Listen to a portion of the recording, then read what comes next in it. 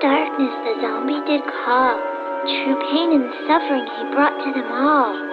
Away ran the children to hide in their beds, for fear that the devil would chop off their heads.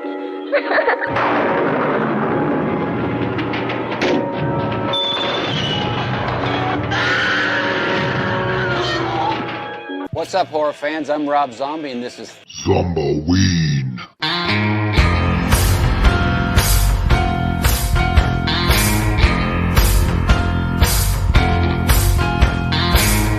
Oh, that's right. It is time. It is that time of the week where you guys get ready to hear us make fools out of ourselves. It is Horror for Dummies time. Welcome to Horror for Dummies. We are the show that comes to you weekly that teaches a thing or two to the dumbest little guy about the genre we love, horror.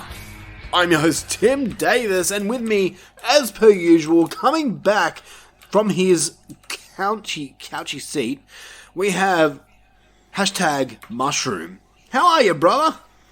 Hashtag what up? Hashtag not much. Oh, I don't want to do this. Neither do I. Let's. There's only one true hashtag, and it's hashtag Mushroom. Hell yeah. And he's here. He's here. He's come back once again, and he's ready to talk about some fucking horror movies, because on this episode, we're actually talking about horror movies. No more monsters, no more hocus pocus. We're talking about fucking Hellraiser and Proper fucking horror. And the Devil's Rejects on this episode. Oh, it is going to be a fun episode. Dude, I'm pumped to talk about one of these movies in particular, but the other one, pretty much, yeah, I'm keen to see where you fall with the new Hellraiser movie. So, interesting. We'll get to that later on in the episode, but this is what we like to call ZOMBAWEEN, as I'm sure you heard at the start of this episode, which is basically our version of Rob Zombie walkthroughs, where we look at Rob Zombie films for the entire month of Halloween. Isn't that cool? Yeah. I'm sure there's so many people out there that are really excited we're doing Rob Zombie films only. I'm sure there are. Like, I know there's, like, he's not a director of any sort of contention. Pretty much universally loved across the board. Mr. Zombie is. Yeah. I agree. Never made a bad movie. Oh. Well, I mean, we've got 2 more weeks of this left, and we're doing 3 from Hell next week, and then we're finishing it up with 31. So, hold your horses there. But luckily, we're talking about the Devil's Rejects on this episode. Hell's yeah. And, yeah. Well, I mean, we'll get to that. But, yes, thank you guys for joining us here on Horror for Dummies. It's going to be a fun episode. We've got a lot to talk about, man, so let's not fucking waste any time. Let's not. I thought it'd be cool, because we won't be able to have time to do a super happy, fun, magical explosion show on Patreon. Sure. So, okay. I spent my last weekend absolutely binging horror movies. New release horror movies. Oh, shit. I've seen like a total of 6 or 7 in the past week.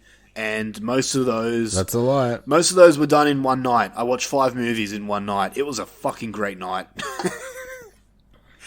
And, Hell yeah. yeah, I got barely any sleep, but I had a really fun time watching some horror movies. So I thought we'd take this time now to just bring you a little update on what we've been watching. And anything? Have you been watching anything in the past week?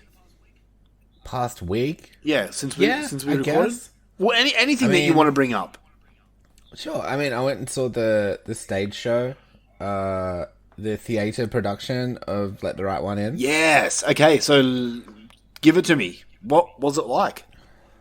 Oh, it was really cool. It was a lot louder than I thought it was going to be. There was lots of like stage effects and lights and stuff and cool shit like that.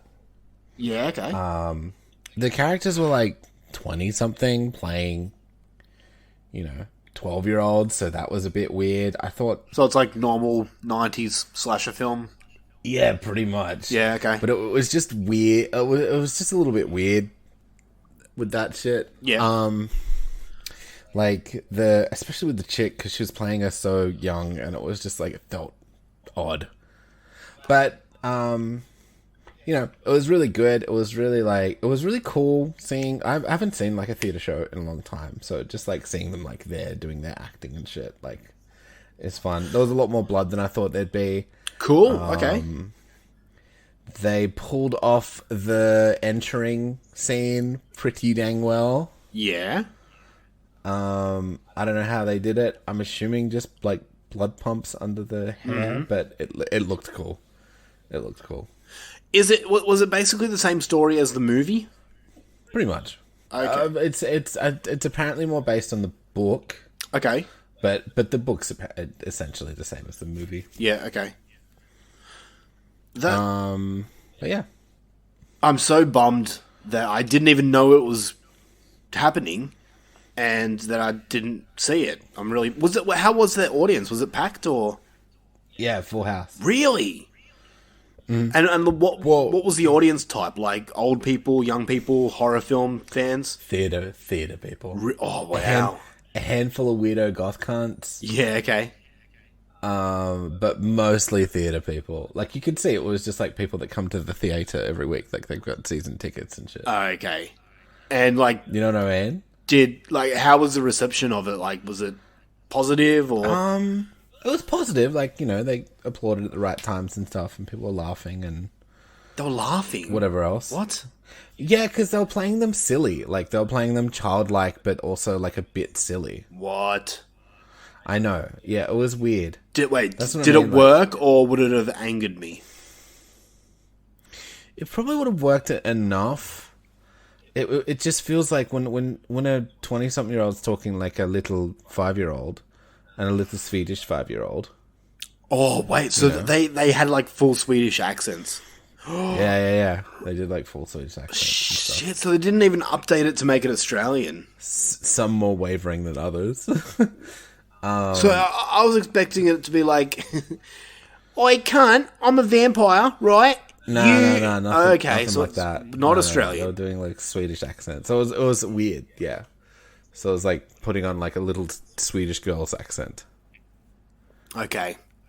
You know? That does seem weird. But look, I'm glad I went. Totally worth it. I mean, everyone should go out and check out live theatre. But yeah, it was fun. One of my most favorite aspects of the film, the original film, was the main theme to that movie. I fucking love it. How was the score, like the music in this one? There wasn't a lot of music. It was more like abrupt noises and shit. Okay. Like to try and scare you and shit like that. Oh, okay. You know? Right. Like whenever they do kills and stuff, it's like, bah, they blast this fucking noise at you and shit. Yeah, okay. You know? Hey, I'm putting my foot down right now. If... I highly doubt it's going to happen, but if ever the Evil Dead theater... The musical? Yeah, comes out, you and me have to go. Yeah.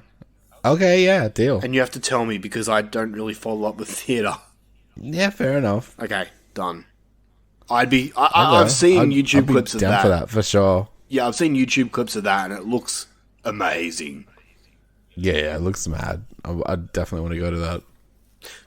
But, might be a hard question to answer, but what would you give it out of 10, if you could? Out of 10? Maybe like a 7, because just the novelty of it. Yeah, okay. You know? What would you give the movie? I can't remember what you gave the movie. I gave the movie a 10. It's one of my favorite movies of all time. Okay, that's the correct answer. Yeah. All right. But yeah, I fucking love that movie. Love it. Yeah, the movie's great. So yeah, it was weird seeing it in a different form. I need to read the book, honestly. Yeah. There's a few books that I'd like to read. One of these books I wish I read last week, but yeah. Okay. All right. Was there anything else that you got a chance to watch? Oh, recently? Smile. Yesterday, I watched Smile. Okay. Thumbs up, thumbs down. I haven't seen it yet, so. Oh, okay. Thumbs up. I give it a thumbs up. Okay. I don't want to spoil anything. Is it? I know I've seen some people be pretty harsh to it, but I don't think so. So the gist that I got is it's another like Blumhouse movie, kind of like Truth or Dare, where it's kind of okay. You're not going to give me the answer. I appreciate that. Let me go and see it for myself. Yeah, I'm worried because I enjoyed it. Is it top 10 material for you? Yeah. Wow. Okay. Oh, now I'm more curious to see it. Look, I could see why it's not for some people, but I liked it a lot. All right, but you also like... But, you know, also don't get your hopes up, because generally things that I like a lot, you're like, well, this is fucking dumb. Yes, like Studio 666. Yeah, take that, Taylor Hawkins. Why do you got to do that? Wasn't him. Well, I gave it a 10 while he was alive. So... Well, I don't know. What did I give? I gave it a 5. 2 or something? Like, yeah, I gave it a 5, so it's going to be a 4 now. Just to fuck you. Alright, Smile. I will eventually see it. I don't think I'll get a chance to see it at cinemas, unfortunately, but... Oh. Yeah. It's... Well, you know, and there was this fucking cunt, like, behind me. And, like, to the left, right? Yeah. And he was just, like, bouncing his legs on the back of the fucking seat or something like that. Really? But he was fucking driving me crazy. And then halfway through the fucking movie, he takes a fucking phone call. Get fucked. He took a fucking phone call. Did you say anything? Yeah, Bonnie was like, "Oi, get off your phone." What did you Just say? ignored it. Nothing. Just Seriously? ignored it. Yeah. What a He's fucking on his prick. fucking phone. This is why I don't like going to the cinemas anymore. I'm so fucking ecstatic that Halloween Ends is coming to Peacock. Oh, really? So I don't have to go to the cinemas to see that movie. I'm so happy. Every single time I've gone to the cinemas in the last few years, it's either been a shit movie or the fucking people in the audience have pissed me off. I still love it, even if they are shitty. I still love it. I don't know. I'm finding my own couch and TV much better. That's fair. That's fair. I mean, it's just a good excuse for me to get out of the house, I guess. Yeah, no, that's fair. And I mean, it's hard for me to do that when I have stupid kids. Yeah, that's also true. Whereas, like, for me, it's like, oh, I'm sick of sitting around watching screens all day. I'm going to go outside and go to a bigger, darker room with a bigger screen. Wow. Oh, man, I would have been so pissed. I would have probably grabbed his phone and threw it. Dude, I was like, this guy's fucking wild. That's ballsy. You got to give him props, because, yeah. And it was on it for like a good... It wasn't even like, hey, I'm at the fucking movies. Fucking whatever, you know? Like, I don't know what he was saying, because it was a language I don't speak. But, like... Yeah, like... Did anyone else say anything? No. No one said nothing. Just Bonnie. Fuck, man, that would have pissed me off so much. Oh, I hate fucking people like that. God. It's fucking funny. Anyway, that's angered me more than you, probably. Yeah. No, that's what I told you. Because I'm like, fuck, he'll be fucking fuming. Anyway, alright, so I watched a lot, so I'm just going to get through it. I checked out... Hit me. I checked out Mr. Harrigan's Phone, which is on... Oh, yeah? What's on that? It's on Netflix right now. Okay. Stephen King story. Basically, it's about this kid who gets a job with this old guy, and they form like a... Mr. Harrigan? Yes, that's right. They form a relationship, like a strong friendship, and this young kid buys this guy a phone, right? And no, there was no dick sucking. Anyway, this old guy starts to get really attached to his phone, but eventually passes away, and this kid then receives messages from the guy's phone. Oh, it's got that kid in it too. Yeah, Jaden Martell from... You'd know him as Bill from It. It also stars Donald Sutherland in this. Okay, cool. That's cool. I really enjoyed this, man.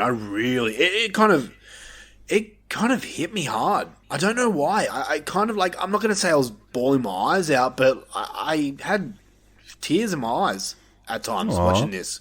Yeah, I really enjoyed this one. Because it's like an M-rated go, so I'm like, It's not like as horror as you would think, but the story is there. The characters are really interesting. I was really invested with this whole relationship between the old man and the young boy.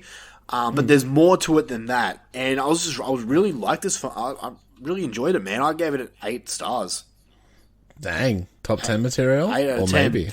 I think it will be top 31, but probably not top 10. Depending what came out, I did like it and I would watch it again. So yeah. See where it goes. My next thing I watched was Werewolf by Night. Oh, I haven't even watched that yet. I was gonna watch it. I was so close. So I think, honestly, you'll probably like this more than me. Well, because it's a Marvel movie. It is. And when I say... I was actually gonna, ask about it, because I was like, oh, nah, Tim won't, because it's Marvel. But it's Werewolf. And the trailer made it look like an updated Universal Monsters film. And for the most part, it is. It's it's cool. Entirely in black and white, which was cool. Okay. Overall, man, it was decent, but I had problems with it. Okay. Doesn't it? It's supposed to be part of the universe too. Yep. Okay. Yep. Well, is that the problem? No. I can't really say my problems without spoiling it. Okay, fair enough. But it revolves around the titular werewolf. Okay, alright. And when you see it, you'll probably realise my problems with it, because I am a big werewolf guy. Overall, I think most people will enjoy this, but in my opinion, Marvel just needs to stop trying to do horror. And that's just honestly my opinion. It's much more horror than, say, a Venom or what's something Marvel tried to was marketing. Oh, they did that fucking Last Mutant. Okay, what was it? The last the mutant one, the last X-Men one. Fucking that wasn't really New Mutants. New Mutants. Yeah. That's it. Okay, I never saw that, and I never saw Morbius. But they were oh yeah, I guess Morbius too. They were titled as Marvel's horror, and from all accounts, no. Yeah. Okay. So I think this is more a step forward towards horror, because obviously it's got a werewolf in it. But I don't know, man. Look, I gave it a 6 out of 10. It started off really strong, and I'm like, oh, I'm into this. This is cool. And then after it finished, I was like, eh. Because it's not long, right? No, it's 50 minutes. Yeah. It's less than an hour. So you can smash it out. Yeah, I might do it. I'll do it now. I will say I did enjoy it more than the movie that I'm going to talk about now. Okay. Which is Jeepers Creepers Reborn. Aww. Now, this one here... I was going to go see that at the movies. Yeah, you probably better not. Yeah, okay. Look, okay, here's the thing. On IMDb, it's got a 2.7 out of 10. And okay, everyone's saying that this is the worst. This is worse than 3. And if you've seen 3, you know how bad Jeepers Creepers 3 is. That movie is the effects in that are Birdemic level quality. They're shocking. I won't say that this movie's as bad as 3. I don't think that at all. But it had some problems. Overall, I had a somewhat fun time with this movie. But the biggest problem with this movie is it's entirely CGI. Oh no. And when I say entirely, I mean these people, for probably... let's say 60% of this movie are filmed behind a green screen. No. And it looks like something out of Spy Kids. Okay? And Spy Kids like the sequels, the Spy Kids sequels. Yeah, that sucks. Yeah, like there's some of this movie that's set in like a cemetery, and it's not a cemetery. It's a fucking green screen, computer generated cemetery, and it does not look good at all. Overall, I wouldn't say you need to see it, but if you are a Jeepers Creepers fan, I still think it's better than the third. Okay, fair enough. That's the highest praise I can give this movie. It's not going to be in my top 10, obviously. Yeah, okay. I don't know if it's going to be in my bottom 10, though. Okay. It depends what other movies I see. So, yeah. Would I fucking hate it? I'll probably fucking hate it. You probably will. But I still suggest watching it, because you might enjoy it. Okay. I'll try if I've got time. Yeah. I honestly think the Jeepers Creepers franchise is... The first one's the best, then the second, then the fourth, then the third. Okay, alright. But that's just me. Next one I've got is a Shudder exclusive called Who Invited Them? And basically what this one is kind of a simple story. And you can tell where this story is going if you watch it. It's very similar. It had like the same kind of feel that The Invitation did. And like The Invitation that we watched, not from this year, the other one. Oh, the good one. Yeah, the good one, where it's super awkward at times. It's similar to that. The story with this is there's this couple, right?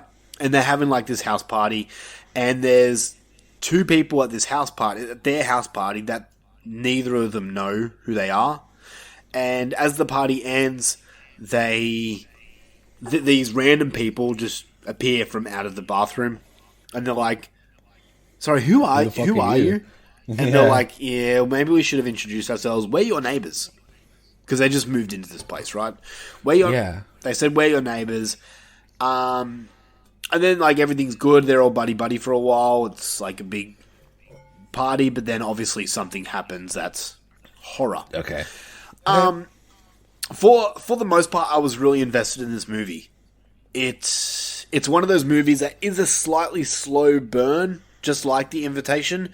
And it's one of those movies where the horror doesn't really come into effect until the third act. But I was along for the journey, you know? Okay. It's one of those movies where you kind of feel awkward watching it. It sounds good. It is. I think I'd like it. It is a good movie, but at the same time, the whole twist to it, little tiny bit predictable, and I don't think there was enough of it to warrant a rewatch, in my opinion. Fair enough. So I gave it like a 7.5 out of 10. I mean, that's a good score. Yeah, I did. I was really having a good time with it, and then the ending happened, and I'm like, just kind of rubbed me the wrong way a little bit. Yeah, alright. So yeah, that's fair. Yeah. I hate when it doesn't stick the landing. Yeah. I've got 3 more here, and I'll just run through this next one.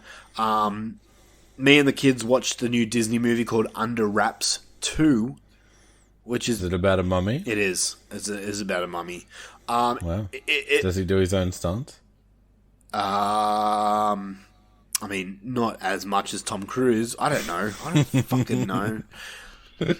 This is a Disney movie with mummies in it. I gave it a 5 out of 10. Fair. The kids liked it. But yeah, it's very much a Disney movie as like...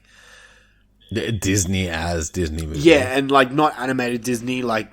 What's the comparison I can give it to? Live action. Yeah, like Zombies or like High School Musical, but there's no music in it. Like Lizzie McGuire shit. What's it called? What's that dumb movie you like? The zombie one, like the Disney zombie. I don't like it. I just am forced to watch it all the time. Oh, okay. One I watched last night, which is on Netflix right now, is called Old People. That's okay. Yeah, I just saw that and I was like, I wonder if Tim's seen this. Yeah, I didn't even know about this movie until someone posted on Facebook, and I'm like, huh. I didn't even know it was a horror at all. I saw it on Netflix, and I'm like, oh, it's probably a drama. So basically, the story of this is a woman who's returned home with her 2 kids to attend her sister's wedding must suddenly defend their lives against older people on a killing spree. Basically, That sounds rad. This is a social commentary on the Treatment of old people? exactly. Yep. And in some points, it's very Night of the Living Dead-esque. You could tell that Well, yeah, they're old people. They're almost dead. They should have called it Night of the Almost Dead. There's more to it that like sparked up a Night of the Living Dead thought in my head. Okay. Overall, man, I did enjoy this movie. It is, I think, it's either German or Polish. Ooh, they do good shit over in Europe. I did read Polish, but then it said it was spoken in German. I don't know. I'm not sure. It's European, so it is subtitled. So you have to listen to I mean, on Netflix it is dubbed. So if you don't want subtitles, you can listen to the dub. Dub doesn't bother me as much as other people, so I can deal with it. Okay. But overall, this was pretty decent, man. There are some things that happen in it that like kind of took me. Does it have any gore in it? Yes. Cool. Yes, it does. Cool. The whole kind of twist and reasoning and everything was a little like scratchy head type.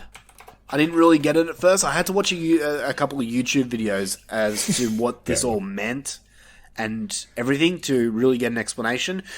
And when I found out what it meant, I was like, okay, I could have. That's kind of what I thought, but I thought there might be more to it, but there wasn't. Overall, like I gave it a 7 out of 10. Okay. Yeah, it's worth a watch if you want. Maybe. On to my last one, and I left this one on there for a reason. I left this last for a reason because this one here. Okay, it's called Deadstream, right? It's on Shudder right now. Yeah, I was looking at this. Okay, you might want to watch this, man. Okay. You might want to watch this. So basically, what it is there's this YouTube. I'm pressing play right now, so it's in my recently watched bit. Yeah, good. Because I want your thoughts on this. There's this YouTube guy, right? Just a typical guy that does YouTube and gets money. And You know how I feel about internet culture in movies. I know. But he kind of did something that's disgraced him, and to get back into everyone's good graces, he's decided to do a stunt, which is him staying overnight at a haunted house. Okay. And that's all I'm going to say, because I want you to go into this movie as blind as you can. Hey man, I already got glasses, so we're halfway there. That was a shit joke. This movie, man, I fucking loved this movie. Really? I had the best time in this movie. In fact, I watched I'm gonna hate it. I watched this movie on a Sunday night. Saturday night by myself. And then on Sunday night, I said to my wife, hey, we're watching a movie. And I watched it again. So, Okay. this movie is... My first watch, I'm like, this is in my top 10. My second watch, I'm like, well, there it goes, into my top 5. This movie's in my top 5 now. I had an absolute blast with this movie. I'm not going to really say anything more because I want you in as blind as you can. I think that this will hit you in the good times bone. Okay. If that's a thing. Well, I'm already finding the dude charming. Don't watch the trailer. No, I'm watching the movie. No, stop. You need full attention. I never get full attention. Fine. I laughed numerous times in this movie. It is somewhat a horror comedy. Actually, no, it's very much a horror comedy. But, it is full on with grossness. It's full on with... I don't know, Don't tell me. I'm gonna watch it. I just had a really fun time watching this movie. I'll watch it. I gave it a 9 out of 10. Okay. I want to watch it. I want to watch it. I want to see. I want to watch it. I really liked it. Deadstream, go and watch it. It is on the Shudder right now. And yeah, it's in my top 10. So will it stay in my top 10?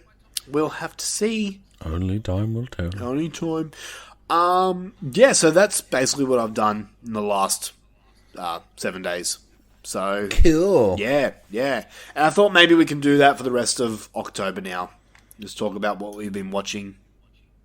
Yeah, I do want to try and catch up on my 2022 watches, because I'm sure there's some shit where it's like, this fucking movie of the year type shit. And I'm like, this is a fucking 2. Yeah. Always is.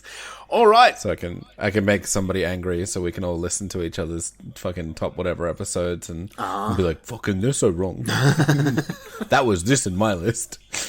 So are you ready to talk about a competition? Hells yeah. I'm ready to make you laugh, motherfucker. Well, not me. Oh shit. But yeah, if you don't remember, because I don't think many people are remembering, we have a competition running. I don't laugh. Things aren't funny. Everything is misery. We have a competition running right now where you guys send us your best Halloween-related joke, and you could be in the running to win a prize at the end of this month. So far, only 2 people have entered. Zim Vader from last week, and now we have our next one, which is from William Bryant, aka the Cowboy. And his joke is this. Go on. Mushroom. Yeah. Why don't monsters eat ghosts? I don't know, Timothy. Why don't monsters eat ghosts? Because they taste like sheet. It's nothing to do with their low caloric intake. Full on poker face with that one. He didn't even budge a smile. Well, I thought it was funny. fuck your joke, cowboy. Do you get it? Sheet, like shit, Yeah, like no, word I sheet. get it. Yeah, but it's a pun. No, I get it. because like ghosts wear sheets. Do you get it? Ghosts don't actually wear sheets. Ghosts are like made of ectoplasm. All right, fucking Ghostbuster over here. Look at you, Dan Aykroyd. Just going by Frightener rules. Hey, do you want to try some of my Crystal Skull vodka? I do actually, but yeah, thank you, William, for your awesome joke. I thought it was funny at least. Thanks for trying. Wow, so dirty. Yeah, if you want to join in the competition, send us your best Halloween-related jokes. Even if you think it's horrible, we might find it fucking hilarious. Gotta defend my spot on the show. Can't have funny people coming in here telling their jokes. Yes, because you're the only funny person in the world. I'm the only funny person on this show. Whatever, I'm funny. Yeah, you look funny. That was it. Yeah, so that was a bad joke. I'm going to stand here, poker face, and stare at you just like you did with me. Anyway, it is time for the question of the week. Hells yeah. Question of the week. Question of the week for this week was, what is your favorite Rob Zombie film? I don't think we've ever asked this question, actually, so this is a newbie. No, it's like a first time original question. Yeah. So Will Hetzel says Lords of Salem. Interesting. Nice. B. Jermaine also said Lords of Salem. Fuck, okay. I didn't Okay. know people actually like that movie. Yeah. Lance Langford said House of a Thousand Corpses, always will be. Nice. Samantha Day said Devil's Rejects, as did Geordie Van Vuklis. And Ryan Sorkness also says Devil's Rejects. It was my first Rob Zombie film. House of a Thousand Corpses would be my second favourite. The rest of them are okay. Darren Wilson says 1,000 Corpses. There we go. Jim Morosini says his version of Halloween is watchable, so it's his best. Okay.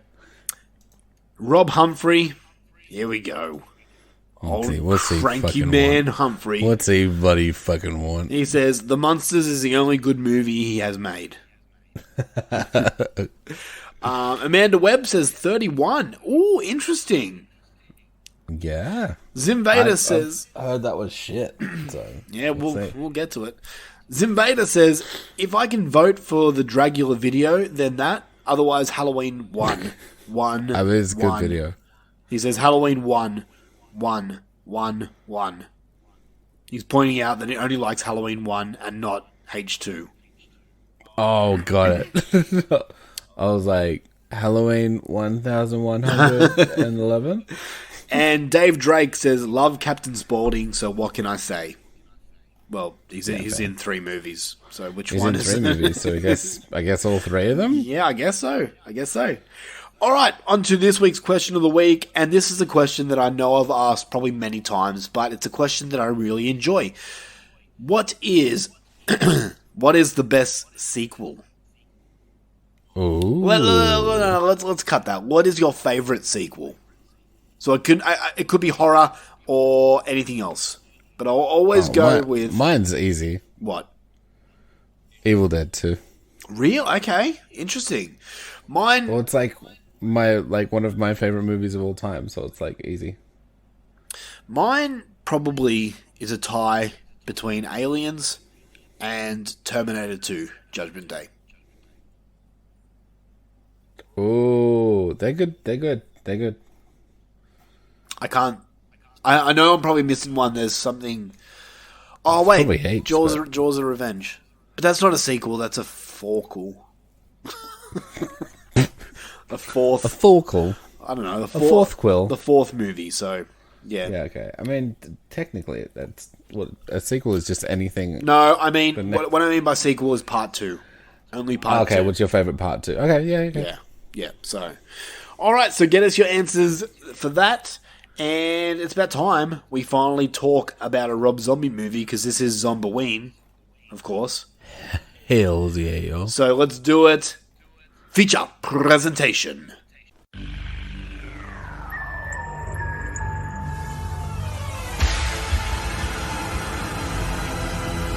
And now for our feature presentation.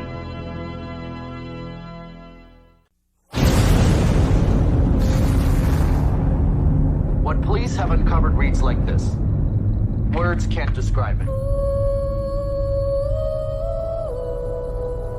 We here, we are playing on a level that most will never see.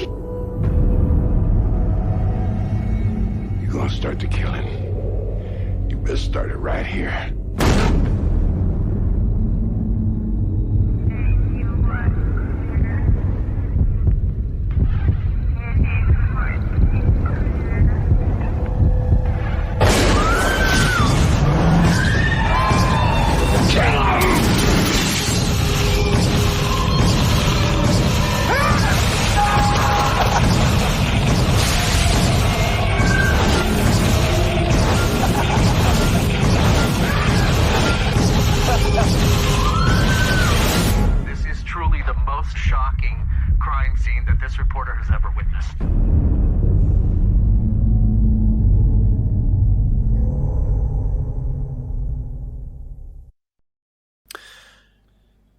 We are here and we are discussing Rob Zombie's second film, I believe, The Devil's Rejects from 2005.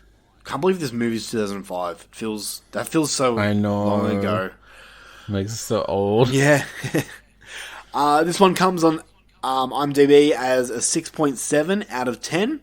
It is a crime horror western film, and it stars Sid Haig as Captain Spaulding, Sherry Moon Zombie as Baby, Bill Moseley as Otis, we have William Forsythe as Sheriff Wydell, Ken Foray as Charlie Amont, Matthew McGorry as Tiny, Leslie Estabrook as Mother Firefly, Jeffrey Lewis as Roy Sullivan, Priscilla Barnes as Gloria Sullivan, Lou Temple as Adam Banjo, Danny Trejo as Rondo, Diamond Motherfucking Dallas Page as... I know, I saw. As Billy Ray Snapper. That's his name in this. Brian Posehn as Jimmy. Posehn. Fucking Tommy Pickles herself, Elizabeth Daly, E.G. Daly. Mm-hmm. You know, she played Candy, the prostitute in this. Yeah, She's good. She's the voice of Tommy Pickles from the Rugrats. Yeah, I know. Okay. I know my voice actors. Michael Berryman as Cleavon. PJ Souls as Susan. There's just fucking so many people in this movie, man. Yeah. I could go on and on. There's a lot of characters. There is. We got directed, of course, by Rob Zombie, as I'm sure you know. Yeah. Yeah, I thought so. So The Devil's Rejects, I'm sure most people listening right now know what The Devil's Rejects are about, but I'll give the plot summary anyway. The murderous backwoods Firefly family take to the road to escape the vengeful Sheriff Wydell, who is not afraid of being as ruthless as his targets. Guess. Yeah, sort of. Alright, Devil's Rejects. Mushroom, I'm going to waste no time. No time at all. This movie is a fucking 10 out of 10 for me. 10 out of 10, huh? Straight up. I absolutely adore this movie. In every way, shape, and form. I fucking love it. I love it. Just overall thoughts, yes or no? Yes. Like, obviously, yes. Yeah, that's my boy. Alright. Like, it's still got its problems and shit, but, like, yeah. I disagree, but okay. Fair enough. The budget of this movie was $7 million. Let's have a little guessing game. What is the box office? 17.2? No, that was a random guess, but no. Close, little higher. 19.2? No. 12-teen. What? What did you say? What's 12-teen? Not a real number. $24 million. Okay. Gone too high now. The box office was $20.9 million. Ah, okay. So it did well. I mean, it made money. Yeah, it did. So, okay, let's get into our history with this movie, because I have a bit of a history with this movie. Yeah. When this movie came out, it was released, and I was waiting for this movie to come out. I was pretty pumped for it because I eventually came around on the House of a Thousand Corpses, and I was a really big fan of Rob Zombie's music back in the day. And when this came out, another friend of mine was like, "Oh, we should go see it. Let's go see it." But the only cinema playing was like a long way away from me, and I was like 12 at the time, whatever I was. Then it finally came out on DVD, and I bought it, and I watched this movie religiously. I remember waking up in the morning to having the DVD menu playing. Yeah, okay. And the noise from the menu was basically just... Remember that scene in the movie where Mother Firefly is there just going... She's yelling at Wydell, just going, "You're going to fucking hell!" It was just that and then Scream. So that and Scream was just playing in my room constantly. I don't know how my neighbors didn't fucking complain. Murder you. Yeah. But man, I like this movie, this DVD basically burnt a hole in my player.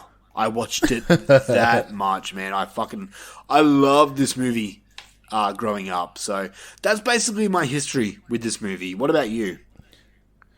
I think I watched it once on DVD when it came out. And what? That's about it. This is your second time watching it? I think so. Holy shit! Wow. Okay. All right. Wow. This is interesting. I remember it being better than House of a Thousand, but I wasn't like, you know. Wow. Okay. Obsessed. All right. Well, okay. What do you want to do? I think the first thing we really need to talk about or discuss is the positives. In my opinion, there is no negatives, but the first thing I want to bring forth is the soundtrack in this movie. Oh, the soundtrack's fucking baller. This movie here is the sole reason why I'm not only a fan of the band Leonard Skinner, but I'm a fan of Southern rock now. This was my base. I could see that. I was like, well, this is just fucking Tim's music. This was my introduction to Leonard Skinner. The song Freebird. Oh, really? I got into a fight one day, not like not a physical fight, but like a verbal fight with someone who stopped the song Freebird as the solo started. Oh, no, you don't do that. Right? Who did that? Paley.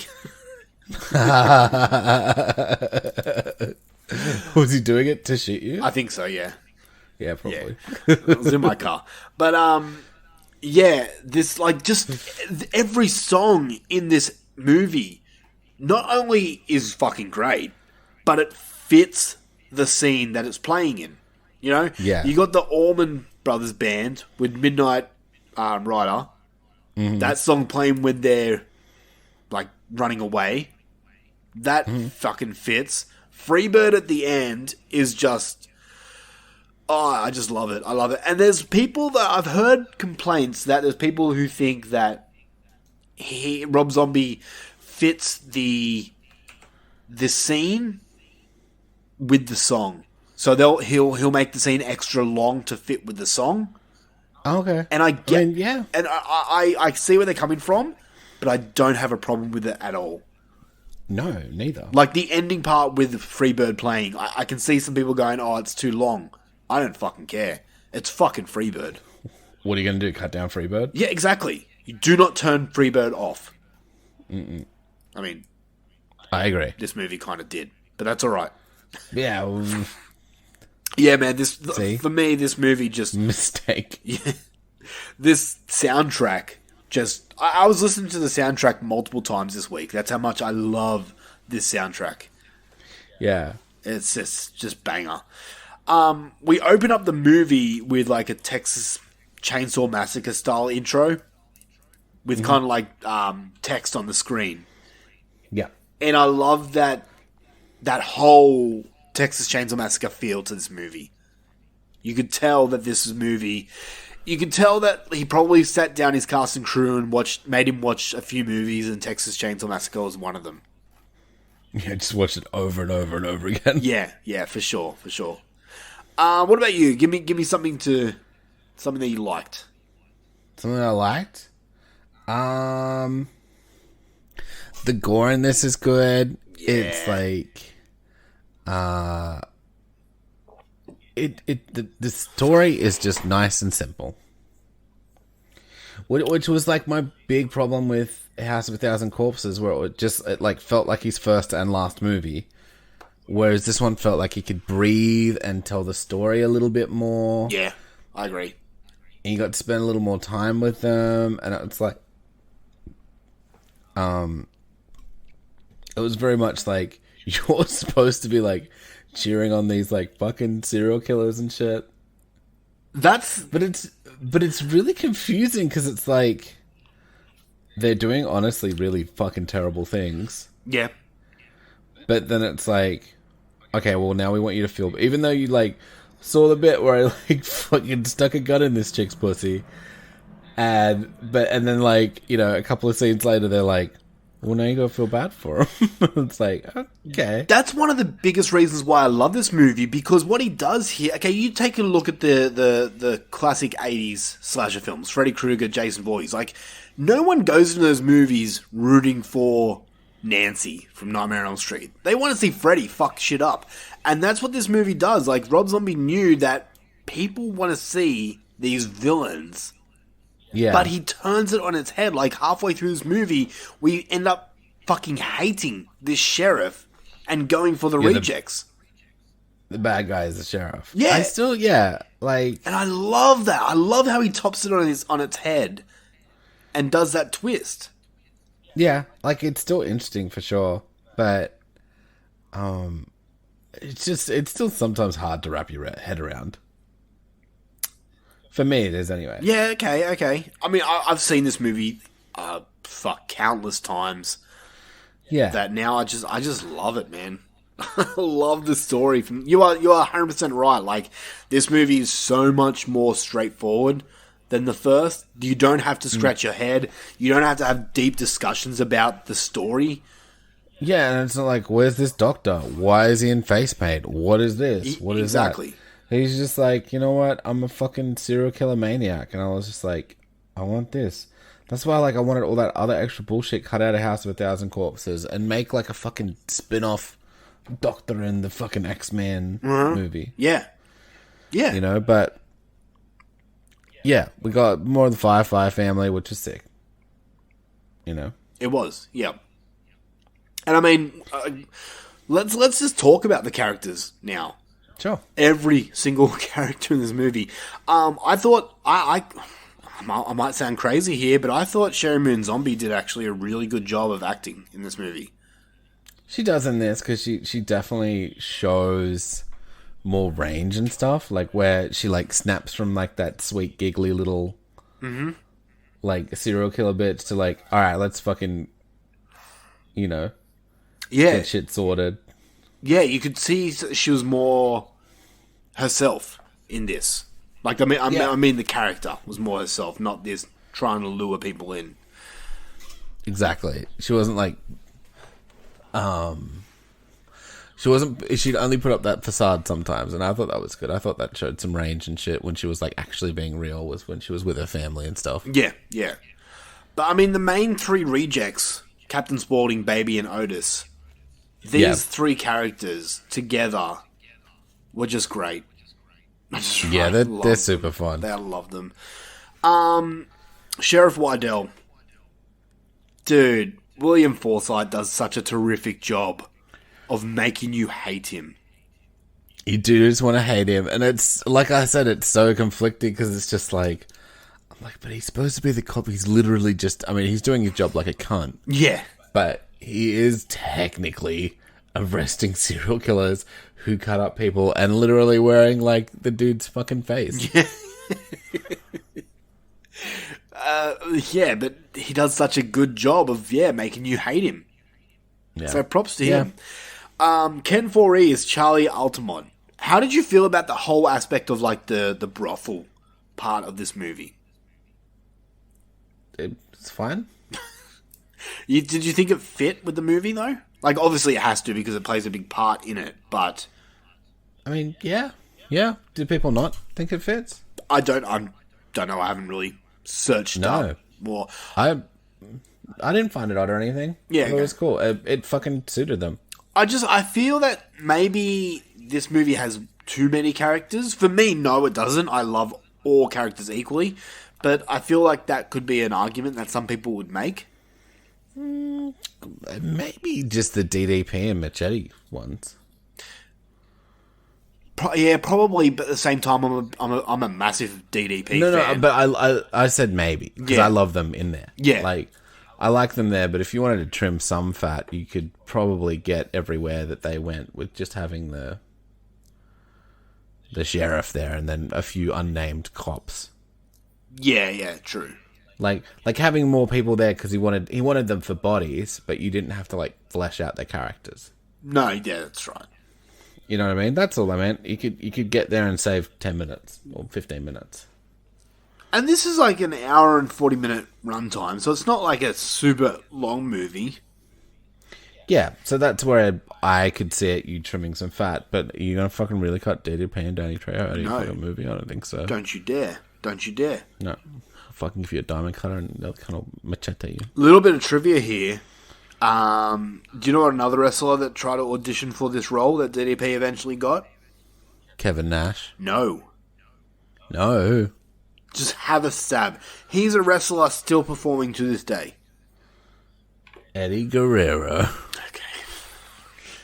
That's So, was trying for Nash's role? For DDP's role or for Trejo's role? No, I think DDP's role. Let me just quickly search it up. Oh, no. He's auditioning for the role of Rondo, so it's Danny Trejo's role. Okay. Yeah, who was it? Just have one more guess. He's a big wrestler. Like a popular, well-known wrestler. Taker? No. One more guess. Like Goldberg? Nah. Oh. Is he anything like Danny Trejo? No. I'll give you one last clue. He's my favorite wrestler. Your favorite wrestler? Bret Hart. Fuck off. Scott Hall. Okay. Chris Jericho. Oh. Chris Jericho. Oh, yeah. That makes sense. Chris Jericho Sorry. auditioned for the role of Rondo, but was told he was too pretty for the part. He is too pretty. He is. So, Especially back then. Now he'd probably be alright. But, like, Well. back then... Come fight me. let's discuss the Banjo and Sullivan band. What was that one? That was the four people, the two couples in the hotel room. That got yep, killed. yep. Thoughts on them? Any? Not really. They were just there to be fodder, right? Pretty much, but I did like how each person was fleshed out enough. Yeah, well, well, that's it. Again, conflicting, because they're fleshed out enough so you sort of care, right? Yeah, exactly.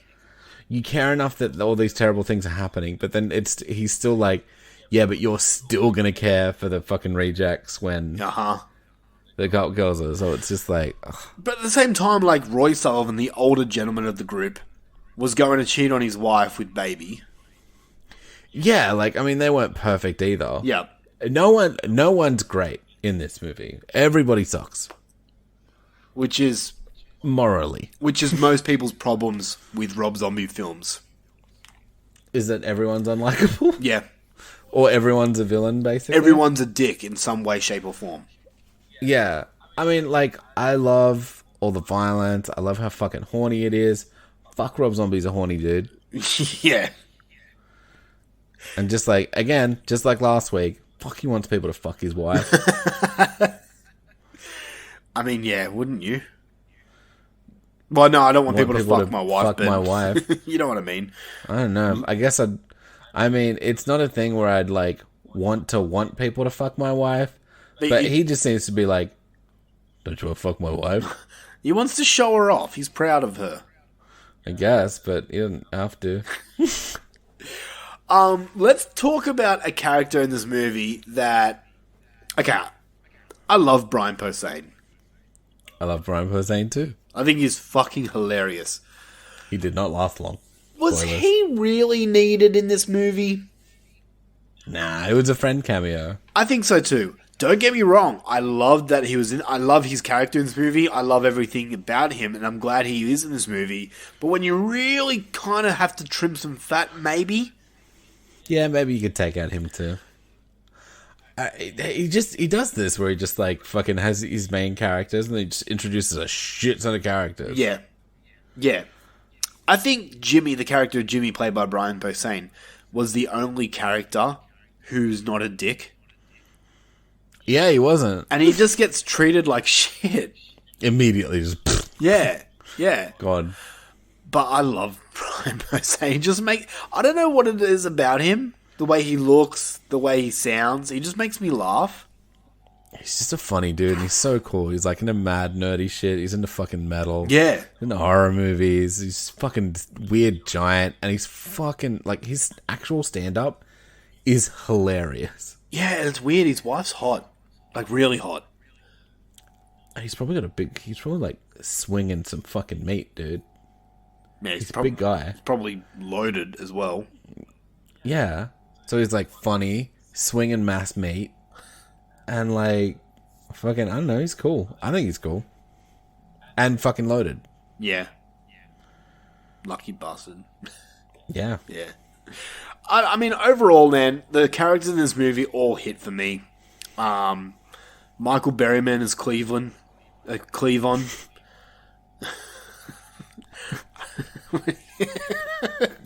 When he gets called a chicken fucker. Yeah. I don't know, chicken fucker. I love Michael Berryman. He's apparently, according to people who have met him, he's like this biggest sweetheart you could ever meet. He looks like the biggest sweetheart. Yeah, every time I watch a movie and he's in a movie, my wife always asks the same question: does he really look like that, or is that makeup? No, he really looks like that. I guess he's got a condition. That's what he looks like, okay? But leave him alone. He's really cool. Poor fellow. I love Michael Berryman. I think he's fucking great. Yeah, okay, so back to the movie. I'm just going to spend my time praising it for a little bit, and then you can just have at it, okay? I mean, again, you want to cut a scene out. As funny as it was, you didn't need it. I mean, you didn't, but then it kind of gives you an explanation as to what they are doing before the sheriff finds them. Okay. I thought it was funny. The guy was sitting there fingering his belly button. You're not gonna fuck these chickens, are you? That's funny. And then Ken Foray, when he just goes, "You saying I'm gonna cut a chicken's head off, stick it on my dick, and go, ah." That shit doesn't fucking... I gobble that shit up. Anyway, alright. Yeah. I'm just gonna go through it. The set designs in this movie are fucking amazing. I love every single set designs. It looks like Southern America. It fits the whole movie. It fits the whole soundtrack. I love every single set designs in this movie. The editing in this movie is absolutely brilliant. I love it. I love the transitional scenes of the pictures. This is a problem I had with the previous film with House of a Thousand Corpses. In this movie, I loved it because it wasn't just a bunch of random shit. It actually preceded the story along. So I love that aspect of it. Yeah. As I said before, the storyline where the antagonists become basically the heroes of this movie, I loved. I love the fucking dialogue in this movie. Some of the you're smiling, but some of the lines in this movie are so fucking great.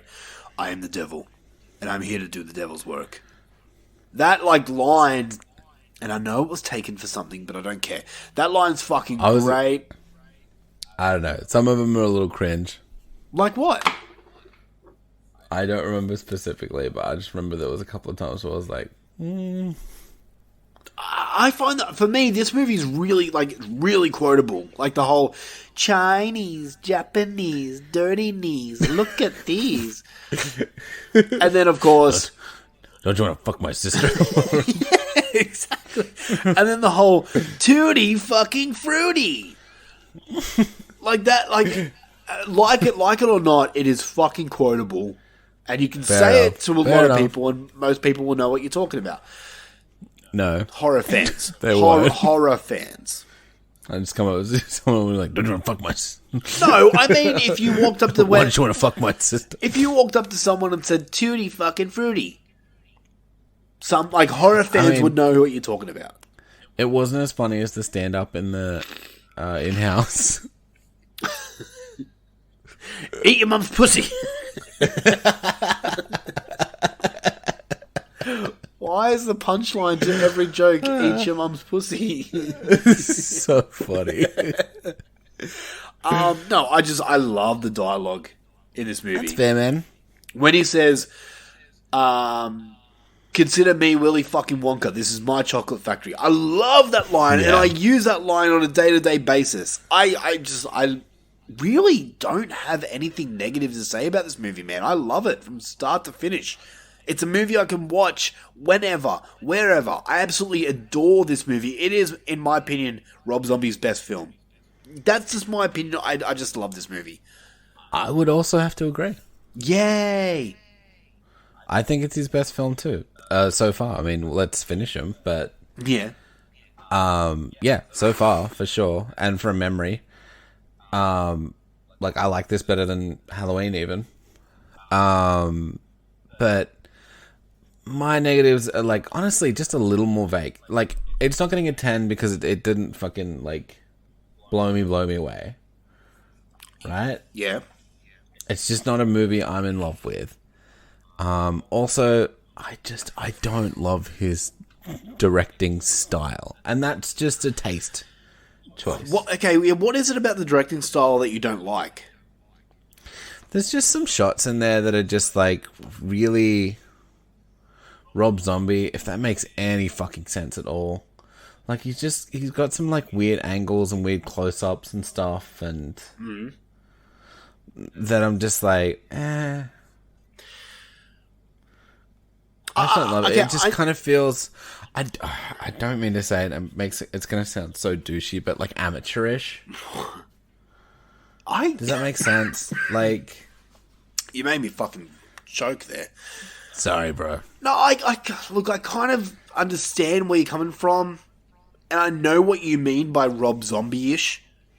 But I don't know. It just hits me. I dig it. If it hits for you, that's great. And like I said, it's literally just a style thing. I don't dig that style.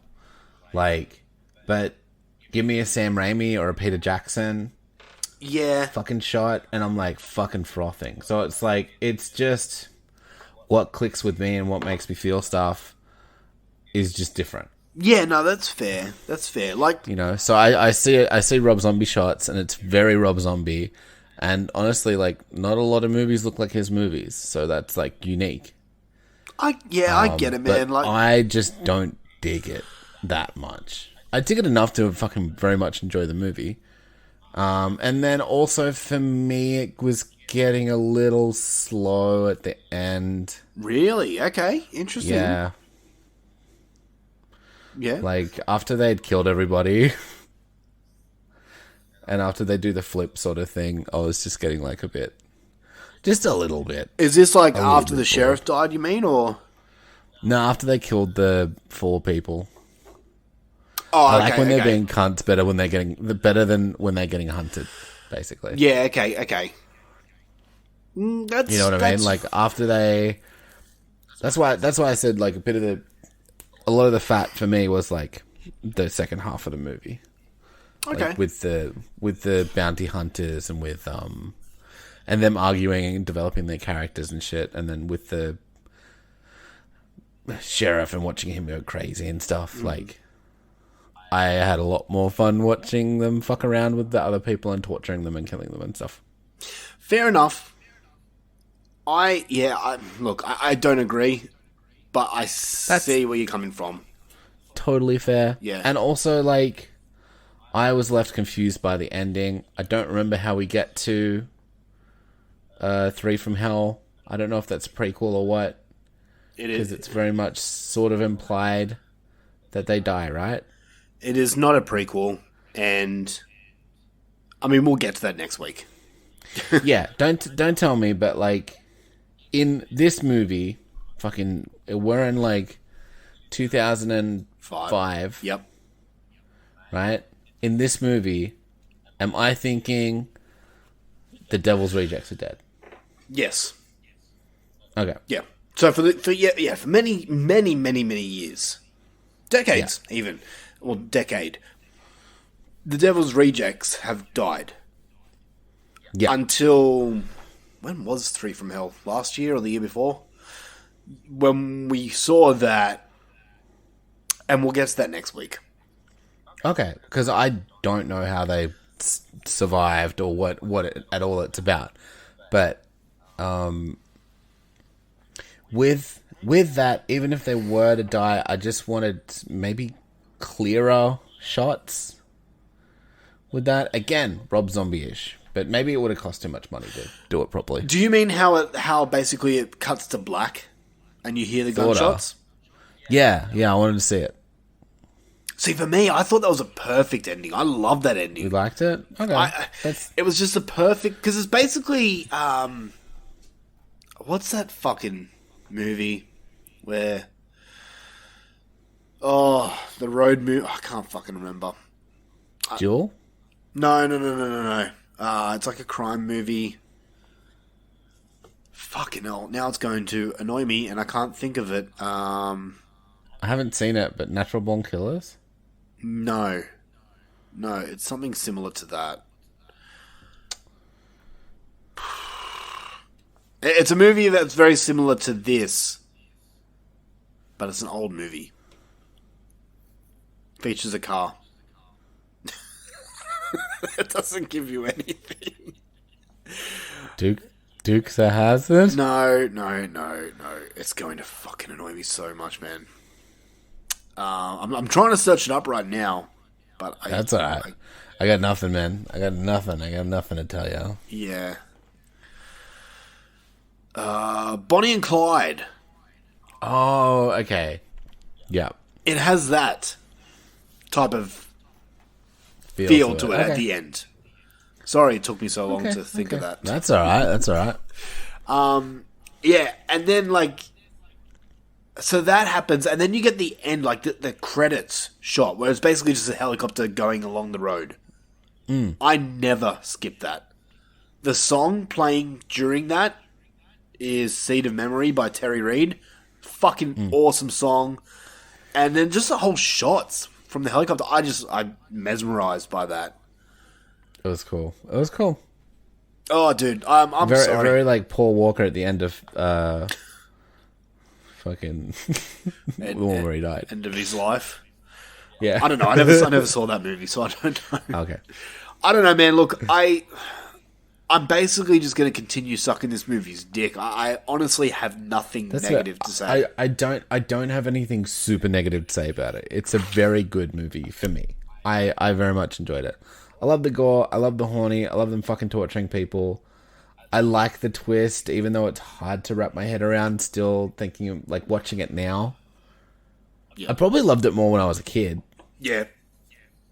But now I'm like, I'm looking for, like, redeemable features in people. Yeah, I get that. And then it's like, there's not really anything redeemable about anybody in this fucking movie. That's like you said, except for Hussein. But that doesn't take too much away from my enjoyment of it. But yeah, look, I give it an 8. An 8? Okay, that's still a good score. Yeah, that's what I mean, man. Like, it's not a 9. It doesn't give me that extra push. It didn't make me feel that extra thing. And then it wasn't like that it blew my fucking mind like a 10 would be. Or like feel like it was made for me like a 10 would be. Yeah, okay. So it just misses on those. But as far as, like, do I have massive criticisms? Not really. Well, that's good. 8's a good score. I'm happy with that. Yeah, I thought you would be. So, before we wrap up here, a bit of trivia about this movie. Otis's line, "I am the devil and I'm here to do the devil's work," is a slightly altered version of a quote spoken by Manson family member Charles Tex Watson during the infamous Tate murders. Nice. Bill Moseley loved playing Otis. In fact, Moseley went on acting like Otis towards his family. He went days without showering. Used to go to children's hospital. The film originally had a subplot involving scenes with Dr. Satan. In an interview, Rob Zombie said that he cut these scenes because seeing Dr. Satan in the film would be like seeing Chewbacca in Bonnie and Clyde. The scenes were eventually restored for DVD and are in bonus features, and I have seen it. It is fucking cool, actually. Basically, it's Dr. Satan on like a hospital bed, and a nurse, played by Rosario Dawson, comes to check on him, and he basically just grabs her throat and rips it out. And it's gory as fuck. mean, yeah. That's kind of cool. Like, cool, but like, again, I want to see the Dr. Satan movie. Make that. Yeah, I don't think he's going to make that. I know. What's he making now? He just made The Monsters. No, but like, what good movie is he going to make now? I don't know. Sharon Moon Zombie was emotionally drained during the shooting of a scene with William Forsythe that required her to cry. She was so affected by the scene, which took 2 to 3 hours to film, that she did not come to work for 2 days afterwards. Which one was that? I think at the end when he's got her, in the chair. Oh, I yep. think. Rob Zombie told William Forsythe to base Sheriff Wydell on a combination of actors Lee Marvin and Robert Shaw. Okay. Robert Shaw obviously being Quint from Jaws. And last little bit of trivia. Lou Temple, who was the younger version of the band, the younger bloke in the band, who gets his face cut off. That guy? Yeah. Yep. Said he was scared to death about possibly working with Rob Zombie when he was up for an audition. He had never met Rob Zombie and only knew of him through his music, which he said wasn't something he listened to. After meeting with casting director, Temple called his friend Walter Goggins, who had done House of a Thousand Corpses. He was one of the cops in House of a Thousand Corpses. Oh, yeah, I know Goggins. And he said, I'm just a good Christian boy from the South, so I don't know if I could go work for this devil worshipper. Goggins told him to shut up and do yourself a favor. Go do a good movie and you'll have a friend for life. Temple did and enjoyed every minute of it. He also became close friends with Zombie, just like Goggins said he would. So there you go. That's cute. Not all metalheads are Satan worshipping assholes. Yeah, just some of us. Yeah. Just mushroom. All right, well, we're going to take a quick break now. And we'll be back with our thoughts on the new Hellraiser after this. Yeah. You're listening to the Horror for Dummies podcast, the dumbest horror podcast out there. Become one of the elite by joining our Patreon page. Or dress like a superstar with the official Horror for Dummies shirts available at redbubble.com. Thanks for listening. Now it's time for our Raw review.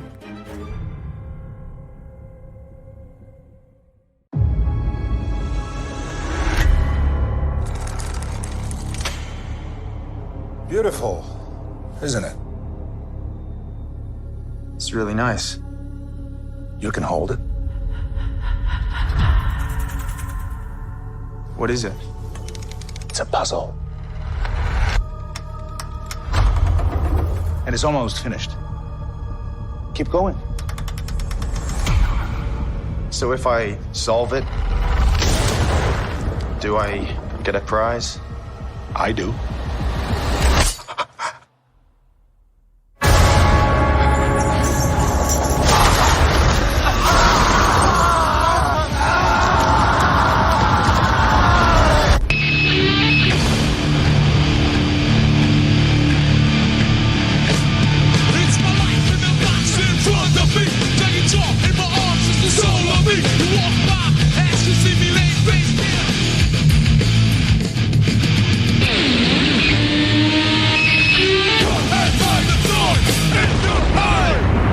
We are here on our Raw review and we are talking about Hellraiser. A movie that I don't think we knew was coming out this year at the start of the year. Yeah, I don't think so. Maybe like pretty early into the year, but not right at the start. Yeah, no. I don't think it's a movie that we talked about when we usually do our What's Coming Out This Year episode. Yeah.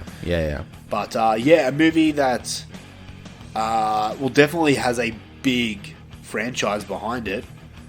Most people know of Hellraiser and, of course, Pinhead, more known as Hellpriest. But, okay, so Hellraiser from 2022. This one comes at a 6.1 on IMDb right now, and it stars Odessa Azion as Riley, Jamie Clayton as the priest, who is Pinhead in this one. We got Adam Faison as Colin and Brandon Flynn as Matt. Aoife Hins, I don't know, as Nora. Anyway, this is directed by David Bruckner. And David Bruckner has done some things, He did some things for VHS. He worked on a movie called Southbound. He was the director of the movie The Ritual, which is a Netflix film. It's an interesting little creature film. And last year he did The Night House, which was actually in my top 10. I quite enjoyed Night House. I don't think it was in my top 10, but I enjoyed it. Yeah, it was great. So the story on this is a take on Clive Barker's 1987 horror classic. That's not right, that's wrong. Where a young woman struggling with addiction comes into possession of an ancient puzzle box, unaware that its purpose is to summon the Cenobites. So no, this is not a take on Clive Barker's 1987 horror classic. This is a take on the novella, The Hellbound Heart, which is a novella I've never read before. You get there one day. There's a lot of big words in it. Let's just quickly talk about Hellraiser as a franchise for us.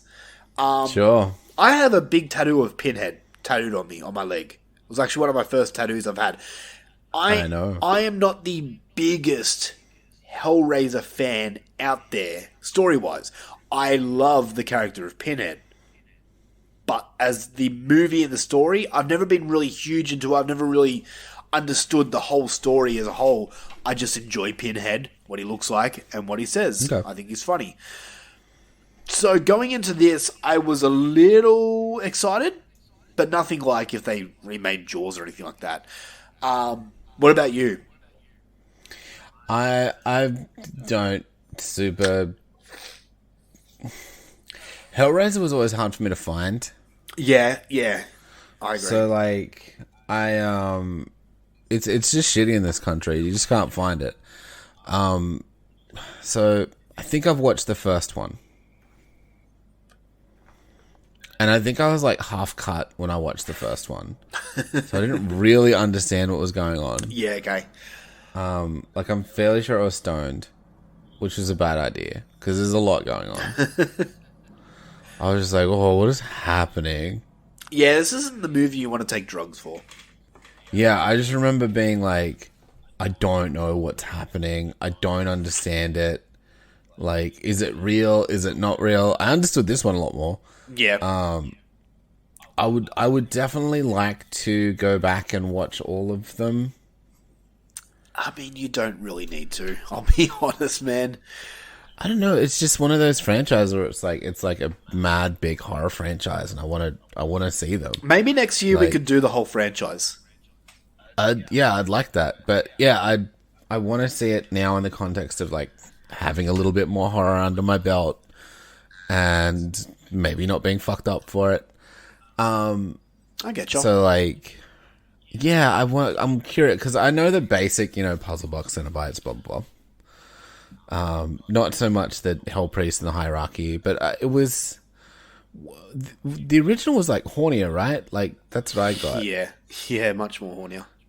Like this one was a lot more just violent, but not even as violent. I think the original is more violent than this. Yeah, like I just felt, yeah, this was cool, and it was like nice and neat, Yeah. Like I definitely understood it from fucking A to B, and I picked it like fucking. Yeah, okay, no spoilers, but... Oh, fuck, oops. Ignore that. But I picked some shit, and, like, it was decent. But yeah, I don't know, like, I just remember being really confused by the first one, and that kind of putting me off the rest of them. Yes. I get that. But I love all the imagery and stuff, and I love... the costumes and shit. I love how the Cenobites look in this. Interesting. And yeah. We'll get to it. Okay. I enjoyed it. I enjoyed the skin suits and shit. Was that spoilers? Really bad at spoilers today. Not really. Fuck. I don't know what to talk about without spoiling it too much. But yeah, basically, what was the question? The question was, what's your history with the franchise as a whole? Oh, not a whole lot. Okay. So overall, yes or no on the new Hellraiser? Yeah. You enjoyed it for what it was? Mm-hmm. Yeah, okay. Okay. I'm going to come in. I went on a journey. I'm going to come in now. I will say this, and I have seen all the Hellraiser movies. I agree with you. Some of them are really hard to find here in Australia. It took me years to finally see Hellraiser 2 because it was nowhere. You could not buy Hellraiser 2 anywhere. Yeah, legit. Yeah, I now own it. I had to import it from America. That's how I finally found it. Yeah, it's just like, fucking have a box set, man. How hard is it? Yeah. Put it in a fucking puzzle box. I know, right? Yeah. God, it sells itself. Okay, so I will say this. This is the best Hellraiser movie in decades. Okay. And that sounds like a high praise, but it really isn't, because if you've seen the later Hellraiser films, they're not good at all. Why are they not good? They a lot of them tend to fall in the detective trying to figure out what's happening camp. Much like what Saw did a little bit. Yeah, I don't know. And, like, there are a few movies where Pinhead's hardly in it. It just became more of a detective trying to solve these murders movie. And it really didn't understand the Cenobites. In this one, it didn't seem like there were murders as such as, like, people disappear. Yeah. Right? But in the sequels, people are just murdered and they're found, like, all Cenobited. Pretty much, yeah. Yeah. And then they're like, what happened here? Yeah. Yeah, basically. Okay, well, that's dumb. Yeah. So, I did like this one a lot more than previous films. In saying that, I have the same feelings with this movie as I did with Candyman from last year. Okay. I enjoyed it, but the changes to the story are taking some time to process. And I kind of walked out. And still to this day, like, I don't really know how I feel about the new Candyman. I liked it more than what I didn't, but it didn't blow me away, and I kind of have the same feeling with this. There are aspects of this movie that I really did like, and then there are some little things that I didn't like. And the things that I didn't like, a lot of them are kind of the Cenobites. And I see a lot of praise the Cenobites are getting. I can't really talk about it now without spoiling anything, so I'll leave it for the moment. You just want to do it by accident while you're rambling along? No, because I'm not a dick. Okay, sorry. The other thing I did... one of my other problems with this movie is the gore in this. It's not really a problem, it's more of a nitpick, but for a Hellraiser movie, compared to the original one, it doesn't have crazy gore in it. That's what I was feeling. Right, but I just wanted to check because it had been so long. Yeah, I mean... But it basically feels like... I don't mean to be too mean to it because I did enjoy it for the most part, but, like, I don't know, like the skim milk version of it. Yeah, I mean, like... You know what I mean? Like, it just felt like the violence was watered down. It wasn't as horny. Like, it wasn't... Yeah, a little bit. Like, I mean, the Hellraiser movies have never been overly gory, right? They're not the Sadness or anything like that. But yeah. I kind of... maybe it was just me going into this movie, I expected more. Yeah, okay. And, yeah. It was fine. Like, it was cool. There was some cool moments in it, but nothing that, like, I was like, oh, that's fucked. Yeah. There's some stuff. I liked the... Yeah, see, that didn't really shock me. Yeah? I was like, okay. I think it's more the idea of it. Yeah, I get it, but, like, compared to other shit we've seen, like, take some of the Saw movies. Some of the things that happen in the Saw movies is, like, that's fucking cool. Yeah. And in this, like, there's so many things that the Cenobites can do. So is... Oh, no, that's spoilers. Did you like this Pinhead? So, okay, yeah, let's discuss Jamie Clayton playing Pinhead, because it's funny, man. Like, say for example... I thought she was sufficiently creepy, but I also don't know enough about Pinhead, so... Yeah, okay. I thought Jamie Clayton did a really good job as the Hell Priest. It was funny, when this news broke out that Pinhead's going to be played by what I thought back then was a female, is actually a trans person. Oh, okay. When that news broke, I expected more of an uproar to happen. You know, like, for example, let's say that they're going to do Nightmare on Elm Street, but replace Freddy Krueger as a woman. Right? Now, the thing is, in the Hellbound Heart, Pinhead is never given a sex. It's always been... What's the word? Androgynous? Androgynous. That's the word. Yeah, so that never bothered me that she was a female Pinhead, or if you want to call it that. But I honestly expected more people to be pissed off with it, and I haven't heard many people ripping that apart, which kind of shocked me, which is a good thing. It's a good thing. I think with someone like Pinhead, yep, you don't really need a gender. No, that's what the book, the novella is all about. Pinhead is not nor female nor male. Just a being. Yeah, angels to some, demons to others.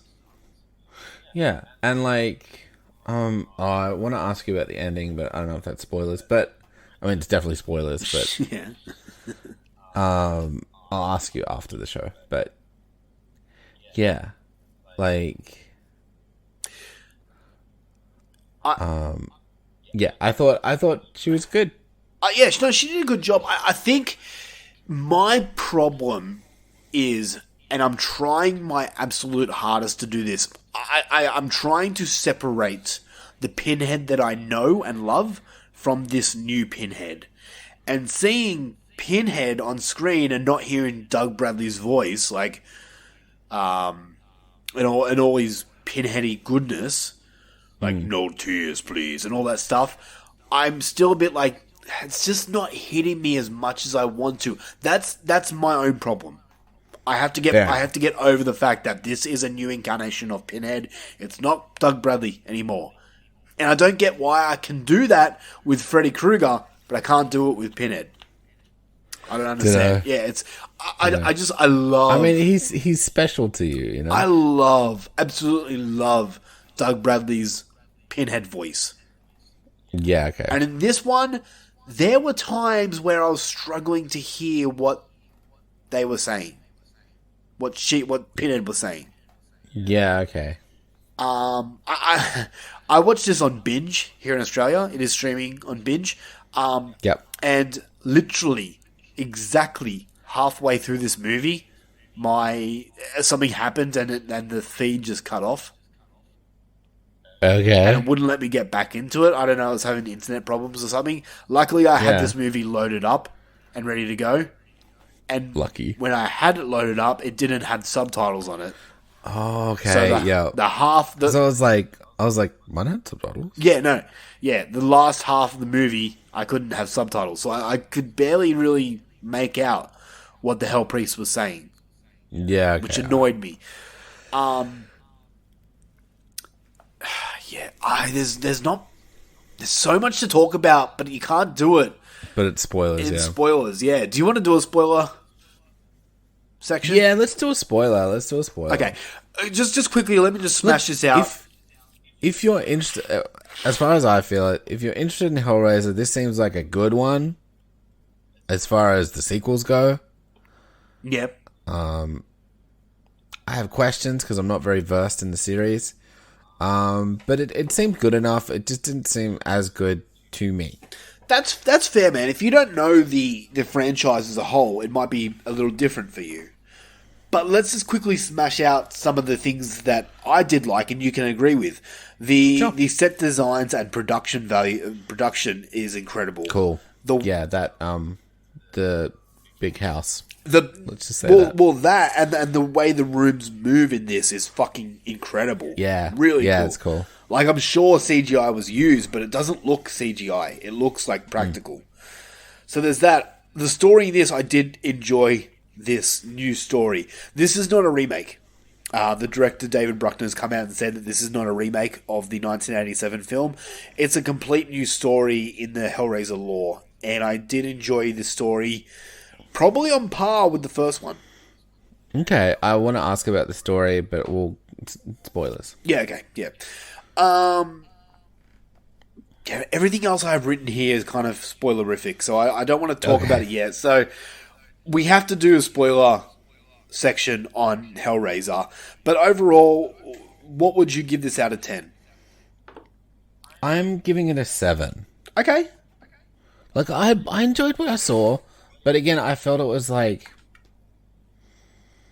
not as shocking or as gory or as like... Especially the whole thing is about, like, pleasure and pain, and it wasn't very pleasury. I'll explain that in a second. Okay. Yep. And because I expected it to be a little bit more of everything, and it just felt like a little bit less. Felt like an entry level Hellraiser, maybe. Oh, okay, interesting. Does that make sense? Like, it will be interesting if we do the franchise next year. Like maybe shit ramps up. Yeah. But yeah, 7 out of 10. Okay, I'm going 7.5 out of 10. Okay, so I'm basically there with you, just a point higher, half a point higher. Yeah, so. I'm a Zim plus to Zim it up. Pretty in the words in the Zim rating. Yeah, in the Zim rating, I'm a Zim plus. As we all know, a 7 is banned. Yeah, we're not allowed to talk about 7 out of 10s according to Zim. All right, so we're going to talk about Hellraiser in spoiler-filled territory, but if you have not seen the movie, I highly suggest seeing it before you check it out. And if this is goodbye, then it's goodbye. But right now, it's time for Stone Cold to make his entrance. Hit that music! Spoiler alert, oh yeah, oh yeah. Spoiler alert, oh yeah. Spoiler alert, oh yeah, oh yeah. Spoiler alert, oh yeah, yeah. Spoiler alert, yeah. Spoiler alert, yeah. Spoiler alert, yeah. Spoiler alert, oh yeah. Alright, so I'll just quickly smash out the problems now that I can in spoiler territory. Thank you. The problems that I had, they're more nitpicks, I guess you could say, but the Cenobites, man. There were too many of them. Like the original, if you go back to the original, they had 4. They had Chatter, Butterball, Female, and Lead, which we know as Pinhead. And this one feels like it had more, which is cool. I like that, but they don't overly focus on them enough for us to differentiate them. Obviously, we do get a take on Chatter in this one, but the other 3, I couldn't really identify them. They didn't really have names. I mean, they do if you look at the credits, but you don't know who they are. Wasn't one the female?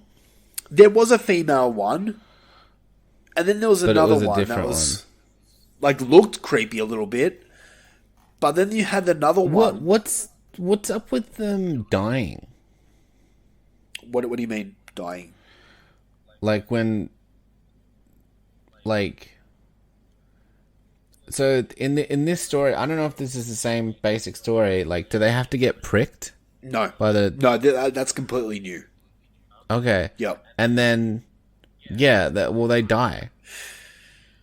Okay, so the original story is basically you open the box, they come.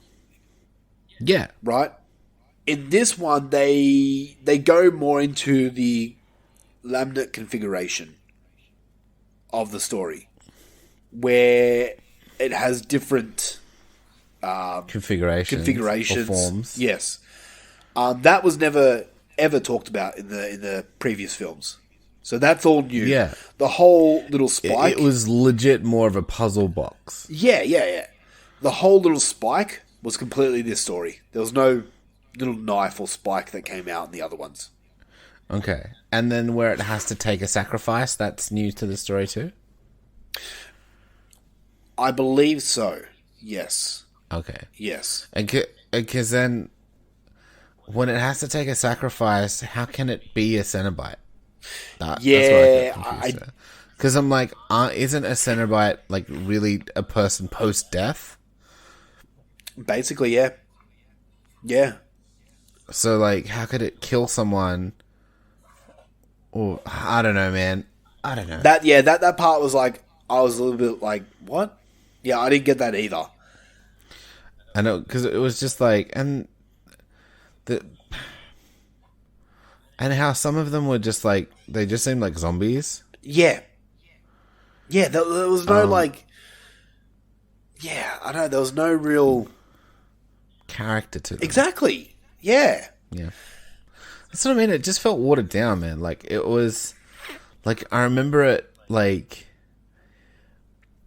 being bloody and, like, again, like, just way hornier. Yeah.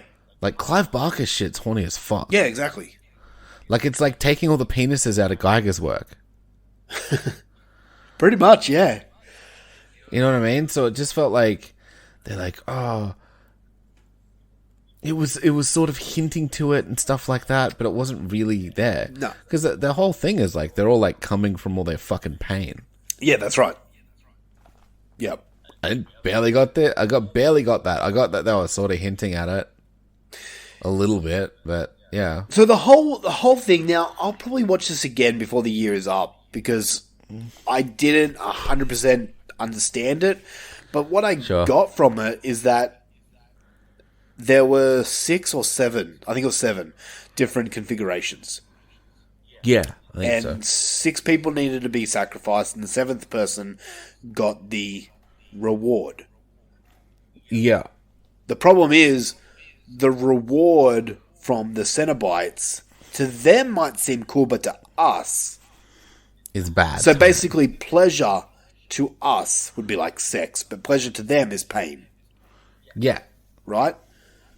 So yeah, you don't want their reward. Yeah, but it was like this. It just felt like pain. It wasn't like horny pain. No. Whereas they all look like they're having a pretty good time with it. Yeah, exactly. Yeah, that's their thing. And then, yeah, like the other chick's reward was like not anything, like lament or whatever. Yeah. And then the other guy's reward, his second reward was power. But here's the other question, right? Uh-huh. Why did he get 2 rewards? Yeah, it's a good question. I don't know. Like, the only thing I can think of, and maybe that's what the movie was sort of alluding to, is that he gets a chance to return his reward. Maybe, or yeah.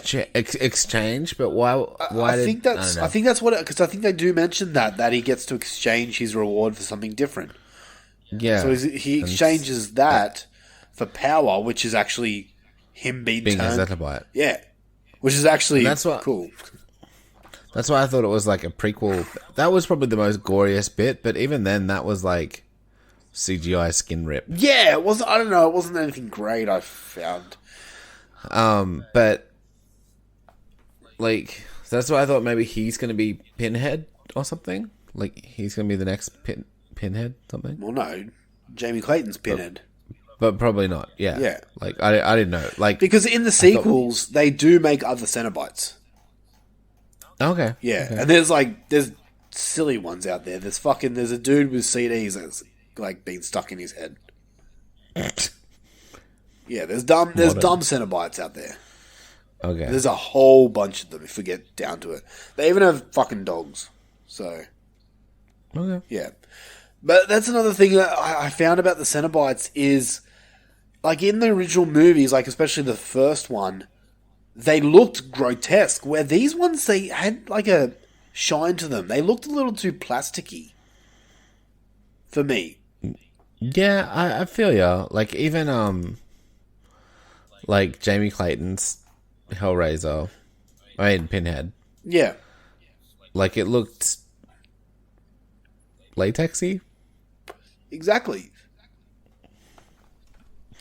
Like it wasn't like bleeding or oozing, like it was constantly in pain or anything. No, that's right, and that's what the originals did.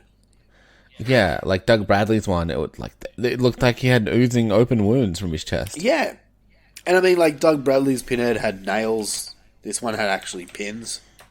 It's like nails looks more better, but that's more nitpicks. But yeah, I mean, like some of the Cenobites as well. Like there was one, I think it's called the Mask, which is the one where it just has like the outline of a face. Mm-hmm. Mm-hmm. To me, and I'm sorry for saying this, it just feels like a Power Ranger villain to me.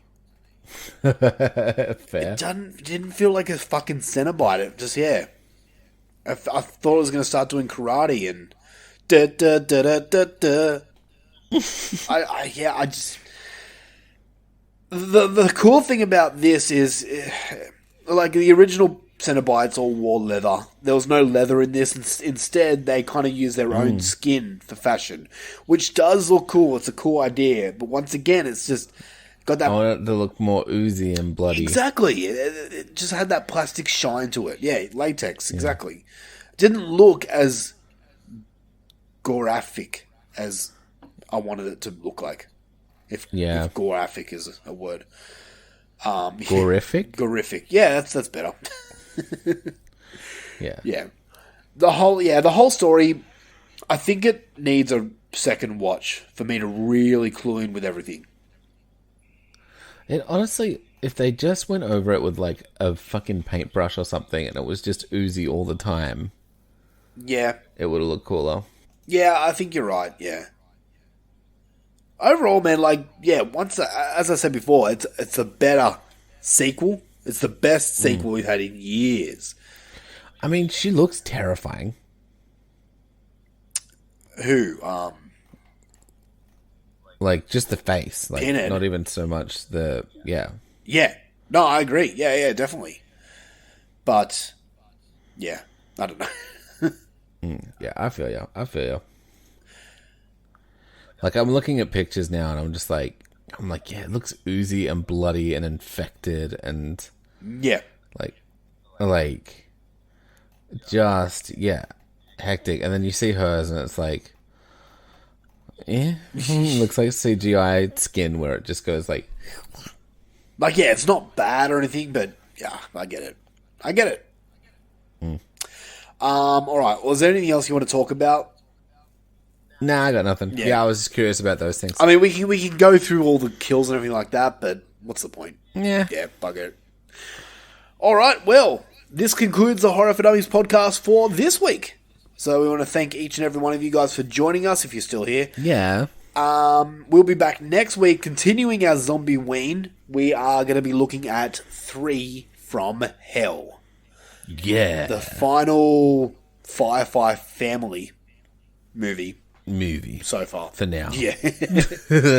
And on our Raw review, we're going to be taking a look at Halloween Ends.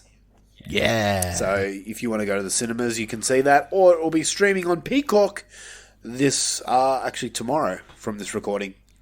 I want to go to the movies. I'm not. I'm going to stay at home, watch it at home. How's yeah? I don't want people fucking answering their phone calls. God damn it. Complete lunacy. But yeah. We've got a Patreon page open. If you want to join, do it. Yeah, please do. This would be the month to do it. We've got different tiers. Oh, so much stuff. Different tiers starting at $1.50 all the way to $7 and different bonuses for each tier. So go and check it out. Patreon.com/horror for dummies.